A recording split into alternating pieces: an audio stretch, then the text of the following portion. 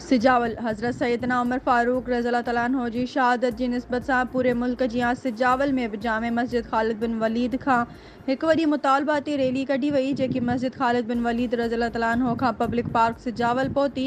Rally में वॾी तइदाद माण्हुनि शिरकत कई। रैली खे ख़िताब कंदे सीरत कमेटी हाजी पीराणो लुंड मीर बठोरो जे अॻवान कारी मुख्तियार जमात अहले हदीस सिजावल जे ज़िले रहनुमा मोहतरम हफ़ीज़ुर रहमान मेमण,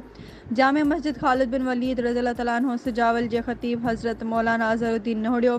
इरफान अली हाशमी, अब्दुल जब्बार आजिज़ ऐं ॿियनि ख़िताब कंदे चयो त अॼु पहिरीं मुहर्रमुल हराम इस्लाम जे ॿिए ख़लीफ़े हज़रत उमर फ़ारूक रज़ियल्लाहु तआला अन्हु जी शहादत जो ॾींहुं आहे। असां हर साल ख़ुलफ़ाए राशिदीन रज़ियल्लाहु तआला अन्हु जे ॾिहाड़नि ते एहतिजाजी जुलूस कढी हुकूमत पाकिस्तान खां मुतालबो कंदा आहियूं त ख़ुलफ़ाए राशिदीन रज़ियल्लाहु तआला अन्हु जी शहादत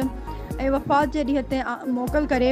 उहे ॾिहाड़ा सरकारी सतह ते मल्हाया वञनि ऐं जेसिताईं हुकूमत पाकिस्तान साहबा कराम रज़ियल्लाहु तआला अन्हु जे ॾिहाड़नि खे सरकारी सतह ते मल्हाइण जो ऐलान नथी करे, तेसिताईं असांजी जमात पूरे मुल्क में एहतिजाजनि खे जारी रखंदी। इंशाअल्लाह हुकूमत पाकिस्तान हिकु ॾींहुं हिन जाइज़ मुतालबे खे ज़रूरु मञींदी।